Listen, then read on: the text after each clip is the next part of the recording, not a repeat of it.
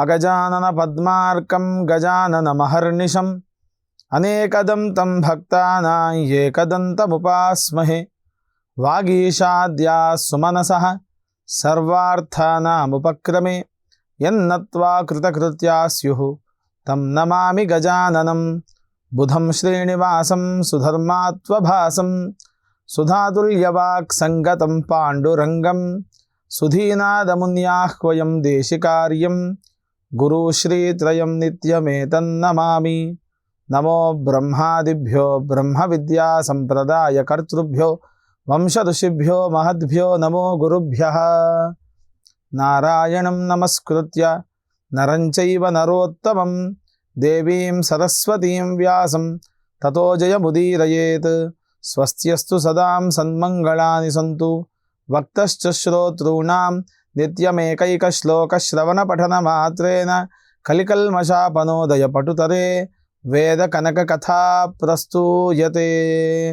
వ్యాసాయ విష్ణురూపాయ వ్యాసరూపాయ విష్ణవే నమో వై బ్రహ్మనిధయే వాసిష్ఠాయ నమో నమః.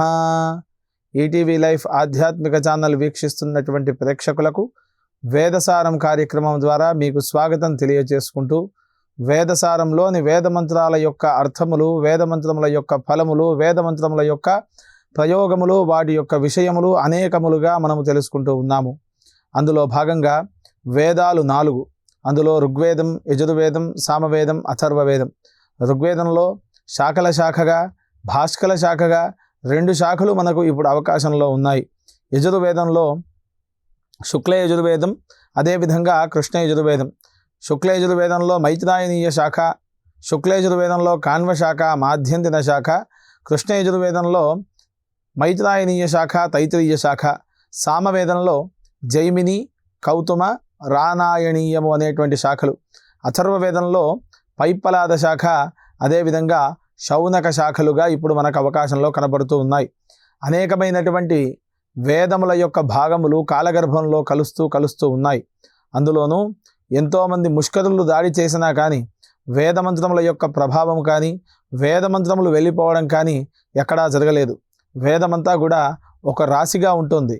ఆ రాశిలో ఉండేటువంటి పదార్థాలను అనేక విధాలుగా వ్యాసుడు విభజించినప్పుడు పురాణములుగా, వేదములుగా, వేదాంగములుగా, శాస్త్రములుగా, ఔపపురాణములుగా వాటినన్నింటినీ కూడా వ్యాసస్థానాన్ని అధిరోహించినటువంటి కృష్ణద్వైపాయనుడనేటువంటి వ్యాసుడు మనందరికీ కూడా ఈ వేదాలను రక్షించి ఇచ్చినాడు.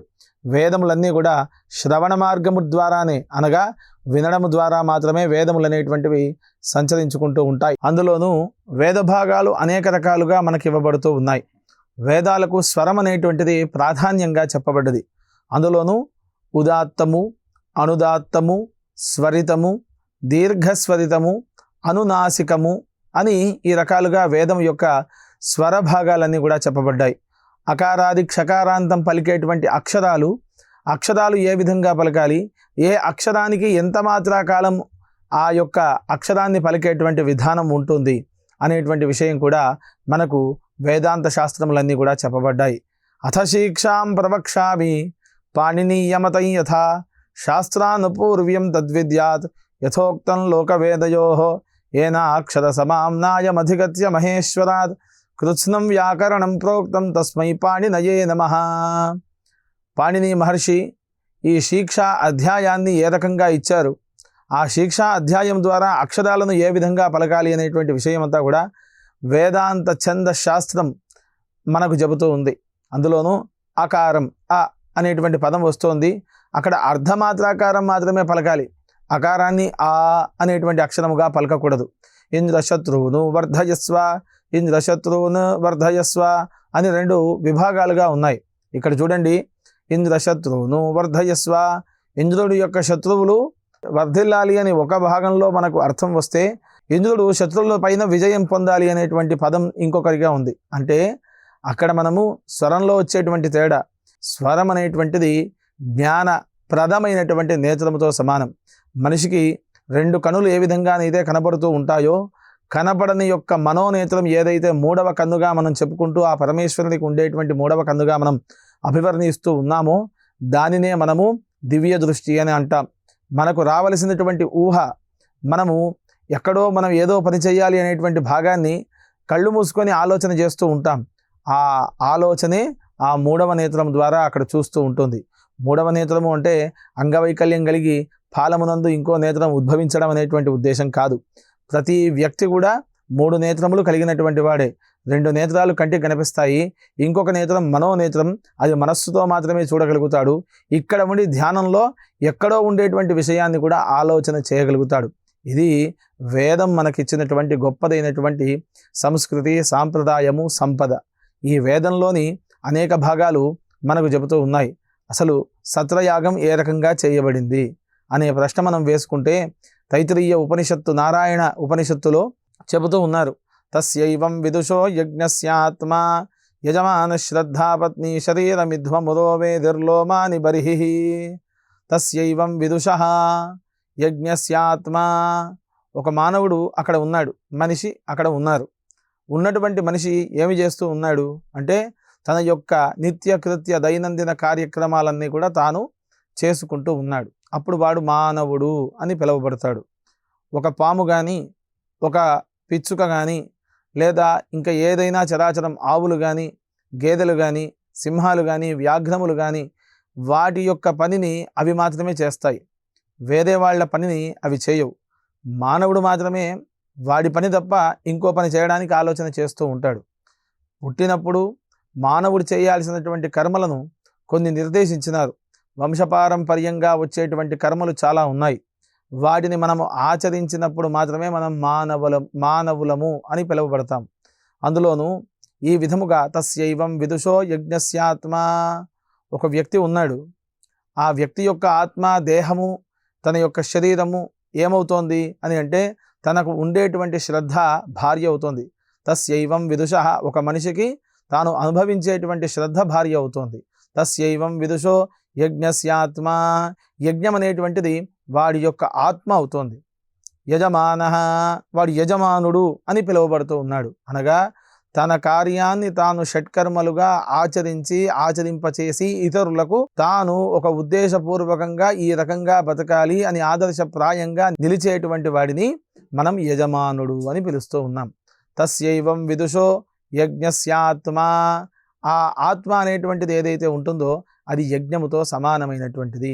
ఆ ఆచరణ చేసేటువంటి యజ్ఞం ఏదైతే ఉంటుందో దానిలో ఉండేటువంటి ఈ మనిషికి ఉండేటువంటి శ్రద్ధ పత్ని అని పిలువబడుతుంది. శ్రద్ధ అంటే ఏమిటి? శ్రద్ధ విద్యలో స్పర్ధయా వర్ధతే విద్య, శ్రద్ధయా లభతే జ్ఞానం, శ్రద్ధావాన్ లభతే పుణ్యం, శ్రద్ధావాన్ లభతే జపం. శ్రద్ధ లేనటువంటిది ఏదైనా కూడా వ్యర్థమైనటువంటిది. ఒక్కడుగా ఎప్పుడూ యజ్ఞయాగాది క్రతువులను నిర్వహింపకూడదు అని మనకు అనేకమైనటువంటి శాస్త్రాలు చెప్పినాయి. ఎందుకు నిర్వహింపకూడదు ఒక్కడు అని అంటే తాను ఇంకొక వ్యక్తిపై కానీ ఇంకొక పరిసరంపై కానీ ఎలాంటి వ్యామోహం ఉండకూడదు. వచ్చినటువంటి వ్యక్తులకు భోజనం పెట్టాలి, అక్కడ ఎవరు ఉండాలి? తనకు అర్ధాంగి ఉంటేనే చూసుకోగలుగుతోంది. అందుకని భార్య లేనటువంటి యజ్ఞం అది నిష్ఫలం. కాబట్టి భార్యతో కూడి మాత్రమే యజ్ఞాన్ని ఆచరించాలి అని మనకు వైదిక కర్మలు ఆచరించేటువంటి విధానంలో మనకు చెప్పబడుతూ ఉన్నాయి. అందులోనూ యజమానః శ్రద్ధాపత్ని. ఏదైతే కార్యాన్ని తాను చేస్తూ ఉన్నాడు, అధ్యయనం కావచ్చు, అధ్యాపనం కావచ్చు, యజనం కావచ్చు, యాజనం కావచ్చు, దానము కావచ్చు, ప్రతిగ్రహణం కావచ్చు, ఇవి ఏవైతే ఉన్నాయో వీటికి సంబంధించినటువంటి అంశాలలో తాను శ్రద్ధతో నడుచుకున్నప్పుడు, తాను శ్రద్ధగా ఉన్నప్పుడు, ఇతరులకు ఆదర్శప్రాయంగా నడుచుకున్నప్పుడు తాను యజమానుడు, యజ్ఞ సమానమైనటువంటి వాడు. ఇక్కడ యజ్ఞప్రియ, యజ్ఞకర్త, యజమాన స్వరూపిణి అని మనకు లలితా సహస్రనామంలో వచ్చినటువంటి వాక్యం బ్రహ్మాండ పురాణ అంతర్గతమైనటువంటిది. ఏ విధంగా ఉండాలి, ఏ రకంగా ఉండాలి అంటే తాను శ్రద్ధగా జపాన్ని ఆచరించాలి, శ్రద్ధగా యజ్ఞయాగాది క్రతువులను ఆచరించాలి, శ్రద్ధగా దానం చేయాలి, శ్రద్ధగా పాకము చేయాలి, శ్రద్ధగా చదువుకోవాలి. వీటినన్నింటినీ శ్రద్ధ అనేటువంటి పదంతో మనం పిలుస్తూ ఉన్నాం.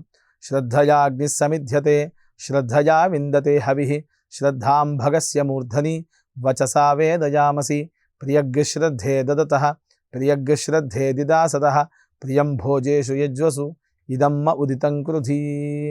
వేదవాక్యములు శ్రద్ధగా ఏ రకంగా ఉండాలి అనేటువంటి విధానం మనకు చెబుతూ ఉన్నాయి. శ్రద్ధ లేనటువంటి యజ్ఞము కానీ, శ్రద్ధ లేనటువంటి విద్య కానీ, శ్రద్ధ లేనటువంటి దానం కానీ ఏది మనకు పనికిరాదు, వ్యర్థముతో సమానమవుతుంది. కావున శ్రద్ధతోనే ఏ కార్యాన్నైనా ఆచరించాలి. యజమానః శ్రద్ధాపత్ని, తనకు ఉండేటువంటి యజమానుడు, ఆ యజమానుడు ఆచరించేటువంటి పని ఏదైతే ఉంటుందో దానికి శ్రద్ధ ఖచ్చితంగా అవసరం. ఆ శ్రద్ధ అక్కడ పత్ని రూపంగా అవుతుంది. శరీరమిద్ధుమం, శరీరంలో ఉండేటువంటి అనేకమైనటువంటి ఎముకలు ఉంటాయి. అవన్నీ కూడా యజ్ఞంలో కావలసినటువంటి సమిధులు. శరీరమిద్ధుమం, ఇద్ధుమములు అనగా ప్రాదేశమాత్రం, అనగా ఒక బొటన వేలు నుండి చిటికన వేలు వరకు చేయి తెరిచిపెట్టినప్పుడు ఉండేటువంటి ప్రమాణాన్ని మనం ప్రాదేశమాత్రము అని అంటాం. 2 ప్రాదేశాలు కలిపితే ఒక సమిధ అవుతోంది. ఒక ప్రాదేశమాత్ర సమిధ పరిధి అవుతోంది. 2 ప్రాదేశమాత్రాలు కలిపినప్పుడు అది సమిధ అవుతుంది. అలాంటి సమిధలు 15 కలిస్తే ఒక యుద్ధమం అవుతుంది. అలాంటి యుద్ధమాలతో కూడి ఉన్నటువంటిది ఈ శరీరము. శరీరమిధ్మం ఉరోలోమాని బర్హి. మనిషికి కేశములు, శ్మశ్రువులు, లోమములు, రోమములు అని 4 విధాలుగా శరీరంలో ఉండేటువంటి వెంట్రుకలను విభజించబడినటువంటిది. కేశములు అనగా తలపై ఉండేటువంటి వెంట్రుకలు, శ్మశ్రువులు అనగా ఈ ముఖము పైన ఉండేటువంటి వెంట్రుకలు, లోమములు అనగా ఛాతిపైన ఉండేటువంటి వెంట్రుకలు, ఆ తర్వాత రోమములు, లోమములు, రోమములు. రోమములు అనగా మనకు చేతుల పైన ఉండేటువంటి వెంట్రుకలు. ఈ వెంట్రుకలని మనము లోమములు, రోమములు, శ్మశ్రువులు, కేశములు అని 4 విధాలుగా పిలుచుకుంటూ ఉంటాం. ఉరో లోమాని బర్హి. లోమములు ఏవైతే ఉన్నాయో అవి యజ్ఞములో ఉపయోగించేటువంటి దర్భలతో సమానమైనటువంటివి. యజమానుడనేటువంటి వాడు యజ్ఞం అవుతున్నాడు. ఆ యజమానికి ఉండేటువంటి శ్రద్ధ పత్ని అవుతోంది. ఉరో లోమాని బర్హి. తర్వాత శరీరంలో ఉండేటువంటి ఎముకలన్నీ కూడా యుద్ధమాలు అవుతున్నాయి. ఉండేటువంటి వెంట్రుకలన్నీ కూడా బర్హిస్సు అనగా దర్భలవుతూ ఉన్నాయి. ఉరో లోమాని బర్హి. వేదశిఖా. అధ్యయనము చేసినా చెయ్యకున్నా భారతదేశంలో ఉండేటువంటి అద్భుతమైనటువంటి సాంప్రదాయం, ఒక అద్భుతమైనటువంటి లక్షణం ఉంది. ముండనం, మండనం అని 2 విధాలు. ముండనము అనగా మనము తల వెంట్రుకలు కేశవపనాన్ని మనం ముండనము అని అంటాం. మండనము అనగా అలంకారము అని అర్థం. వివాహాది క్రియలు, కార్యాలు చేసినప్పుడు మండనం అనగా చక్కగా వాడికి వపనాన్ని చేసి అలంకారప్రాయంగా అక్కడ ఉండేటువంటి వధూవరులను తీర్చిదిద్దుతారు. ముండనము అనగా సన్యాసి లేక గృహస్థాశ్రమంలో పైతృక కర్మలు చేసినప్పుడు వాడు క్షౌరం చేయించుకునేటువంటి లక్షణాన్ని ముండనము అని అంటారు. మేరుమందర తుల్యాని పాపాని వివిధాని చ కేశానాశ్రిత్య పాపానాం తస్మాత్ కేశాన్ వపామ్యహం. మనిషి చేసినటువంటి పాపములన్నీ కూడా కేశములను ఆశ్రయించి ఉంటాయి. కావున అందుకు గాను పక్షే క్షౌరం త్రిభిస్నానం పంచభిర్దంతధావనం. ప్రతి 15 రోజులకు ఒకసారి క్షౌరాన్ని చేసుకోవాలి. అలా చేసుకొని త్రిభిస్నానం, రోజుకు 3 కాలాలు చక్కగా స్నానాన్ని ఆచరించాలి. పంచభిర్దంతధావనం, 5 రకములైనటువంటి పుల్లలతోని పళ్ళు తోముకోవాలి. ఏమిటి ఆ 5 రకములైనటువంటి పుల్లలు? ఆమ్ర పున్నాగ బిల్వానాం అపామార్గ శిరీషయో భక్షయేత్ ప్రాతరుత్థాయ వాగ్యతో దంతధావనం. ఈ రకములైనటువంటి పుల్లలు ఆమ్రము, పున్నాగము, బిల్వము, అపామార్గము, ఈ రకమైనటువంటి 5 రకములైనటువంటి పుల్లలతో పళ్ళు తోముకోవాలి. అదే విధముగా రోజుకు 3 కాలాలు ఏవైతే ఉన్నాయో 3 కాలాల పాటు స్నానాన్ని ఆచరించాలి. నిత్యము కూడా శ్రద్ధగా జీవించాలి. శ్రద్ధతోనే ఉండాలి. ఏ పని చేసినా కానీ శ్రద్ధగానే ఆచరించాలి. 15 రోజులకు ఒకసారి క్షౌరం చేయించుకోవాలి. అలా బర్హి వేదశిఖ అని అంటున్నాం మనం. ముండనము, మండనము 2 చేసినప్పుడు కేశములు పూర్తిగా హరించకూడదు. కేశములు హరించినచో చేసినటువంటి పాపాలకు 3 రెట్ల పాపము ఎక్కువగా వస్తుంది. కావున కొన్ని కేశములు ఉంచి మిగిలినవి తీయాలి. దానిని మనం శిఖగా ధరించాలి. మనకు వెనకటి నుండి వచ్చేటువంటి సాంప్రదాయంలో ఎంతోమంది పెద్దవాళ్ళు శిఖను ధరించినటువంటి వాళ్ళే. శిఖ లేనటువంటి మనుషులు ఎవరు కూడా లేరు. ఆ విధముగా ఆ శిఖా ప్రమాణం ఎలాంటిది అంటే వేదముతో సమానమైనటువంటిది. ఇక్కడ వేదాధ్యయనం చేసేవాడా, వేదాధ్యయనం చేయనటువంటి వాళ్ళ అనేటువంటి దాంట్లో మనకు సంబంధాలు ఎంతవరకు కూడా లేవు. కొంత భాగాన్ని శిఖగా విడిచిపెట్టి మిగిలినటువంటి భాగాన్ని మొత్తం కూడా వపనం చేసుకోమని చెప్పినారు మనకు పెద్దలు.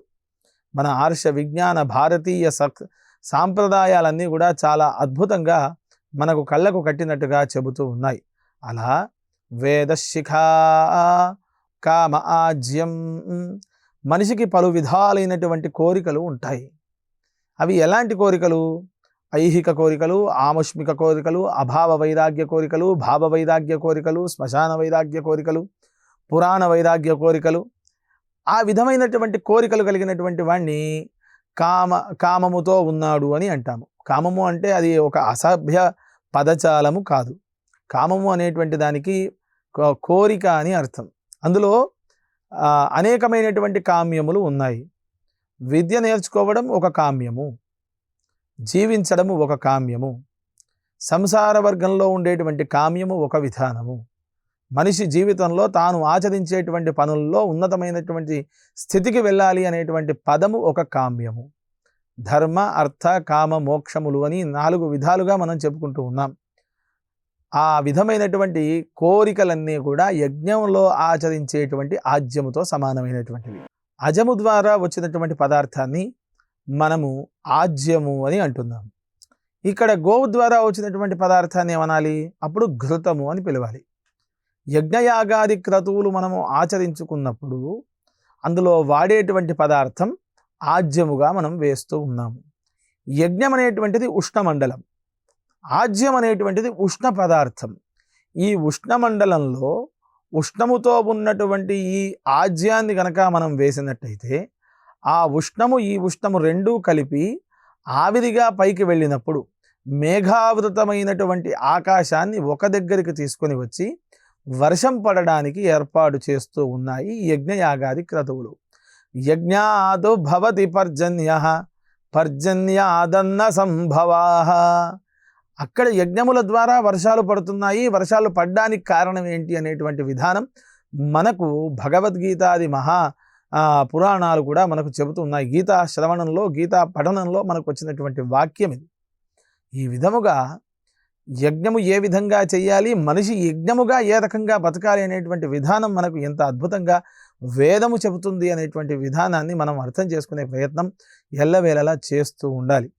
ఈ విధముగా తస్యైవం విదుషో యజ్ఞస్యాత్మా యజమాన శ్రద్ధావత్ని శరీరమిధ్వం ఉరోలోమాని బర్హిర్వేదశిఖ హృదయంయూపః కామ ఆజ్యం. యజమాని శ్రద్ధగా తన యొక్క భార్యగా అక్కడి యజ్ఞయాగాది క్రతువులకు సిద్ధమైనప్పుడు కోరికలని ఆజ్యముగా ఆ హోమగుండంలో వెయ్యాలి. మన్యుః పశుః, మనకు యజ్ఞయాగాది క్రతువులలో పశుబలి ఉంటుంది, పశుబలులు చేస్తారు. ఎంతోమంది యజ్ఞయాగాది క్రతువుల్లో అశ్వబలి చేశారు, మేషబలి చేశారు అని చెబుతూ ఉంటారు. అసలు బలి అనేటువంటి పదానికి అర్థం ఏంటి? అసలు బలిని ఏ విధంగా చేయాలి అంటే మన్యుః పశుః, మనిషిలో ఉండేటువంటి క్రోధ తత్వమైనటువంటి స్వరూపం ఏదైతే ఉంటుందో అది పశువు. ఆ పశువును సంహరించమన్నారు. ఇంకా ఏదో పశువును తీసుకొని వచ్చి అక్కడ పెట్టి యజ్ఞయాగాది క్రతువుల పేర్లు చెప్పి ఆ పశువును సంహరించమని ఎక్కడా కూడా చెప్పబడలేదు. మన్యుః పశుః. ఎక్కడైతే మనము ఈ ఉత్కృష్టమైనటువంటి యజ్ఞాలు చేస్తూ ఉన్నామో వాడి యొక్క కోరికలు ఆజ్యముగా కరిగిపోతూ ఉన్నాయి.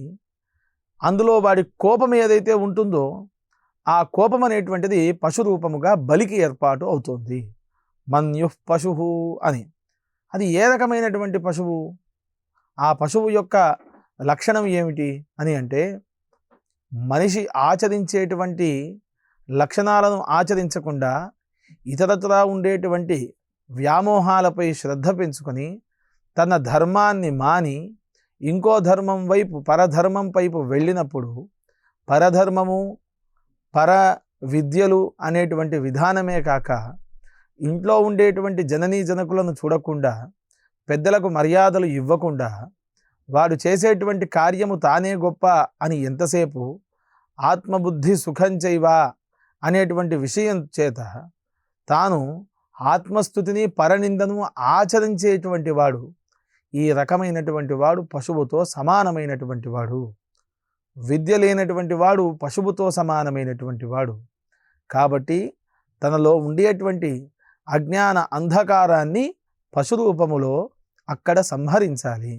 మన్యుః పశుః తపోగ్నిః. తపస్సు అనేటువంటిది ఆ యజ్ఞంలో అగ్నిగా ప్రజ్వలుతూ ఉంది. ఇక్కడ తపస్సు అనేటువంటి లక్షణం ఏ రకంగా ఉంటుంది? అసలు తపస్సు అంటే ఏమిటి? తప ఇది తపో నానశనాత్ పరం యద్ధి పరం తపస్తద్ధుర్ధర్షం తద్ధురా ధర్షం తస్మాత్ తపసి రమంతి. తపస్సును ఏ విధంగా చేయాలి? తపః, తపస్సును ఆచరించాలి అంటే మనిషి ఏ రకమైనటువంటి లక్షణంతో ఉండాలి? మొట్టమొదటిసారి తాను తపస్సుకు కూర్చునే ముందు ఎక్కడి నుంచైతే తనకు మంత్ర విద్యన, శక్తి విద్యన, అస్త్ర విద్యన, ఏ విద్యలైతే వారసత్వంగా సంతరించుకొని ఉన్నాయో ఆ గురువులకు నమస్కరించి తాను కూర్చోవాలి.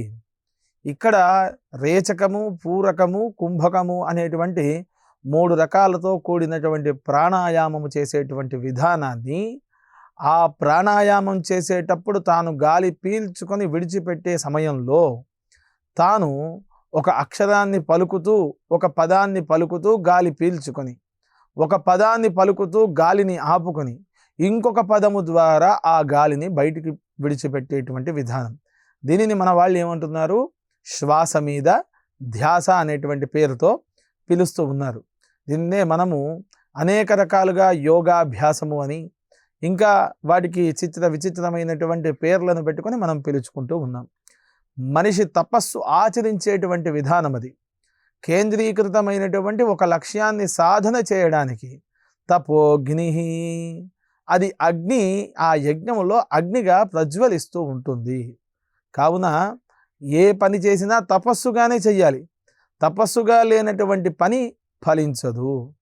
తప ఇది తపో నానశనాత్ పరం యద్ధి పరం తపస్తద్ధుర్ధర్షం తద్ధురాదర్శం తస్మాత్ తపసి రమంతే.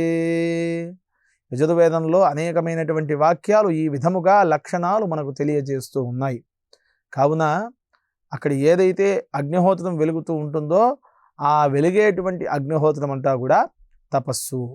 నువ్వు చేసినటువంటి తపస్సు ద్వారా వచ్చినటువంటి అగ్నిహోత్రం ఏదైతే ఉంటుందో అందులో పడేటువంటి ఆజ్యము నీ కోరిక, అందులో వేయాల్సినటువంటి పదార్థము పశుబలి ఏదైతే ఉంటుందో అది నీ యొక్క అహంకారము, కోపము అని ఈ విధముగా మనకు వేదము చెబుతూ ఉన్నది.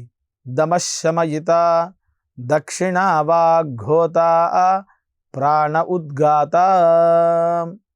ఒక యజ్ఞయాగాది క్రతువు చేయాలి అంటే అధ్వర్యు, హోత, బ్రహ్మ, ఉద్గాత అని ఈ విధమైనటువంటి లక్షణాలతో ఉంటారు.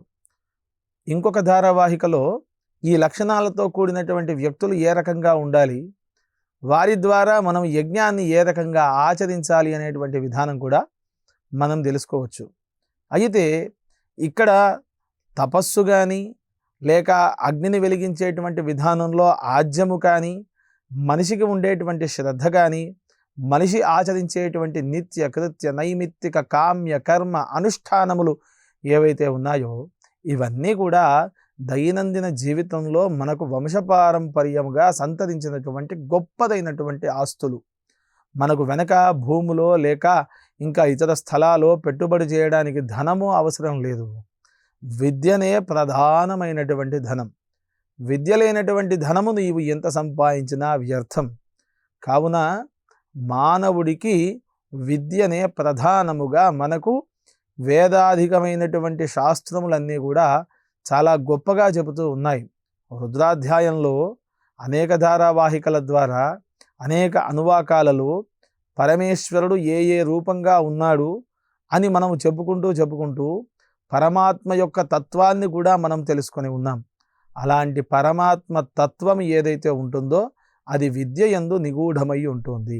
కావున ఈ విద్యను అభ్యాసం చేయాలి, యజ్ఞయాగాది క్రతువులను ఆచరించాలి.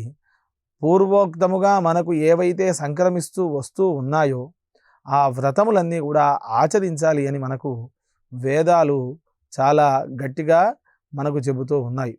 వీటినన్నింటినీ, వీటి యొక్క విషయములు, ఇంకా ఈ అనువాకం యొక్క అర్థం ఏదైతే ఉంటుందో ఆ భాగాన్ని వచ్చే ధారావాహిక ద్వారా మనమందరం ఆ విషయాన్ని అంతా కూడా తెలుసుకొని మరొక ధారావాహిక ద్వారా మనం కలుసుకుందాం. స్వస్తి ప్రజాభ్య పరిపాలయంతాం న్యాయేన మార్గేణ మహిం మహిషాః గోబ్రాహ్మణేభ్యః శుభమస్తు నిత్యం. లోకాః సమస్తాః సుఖినో భవంతు.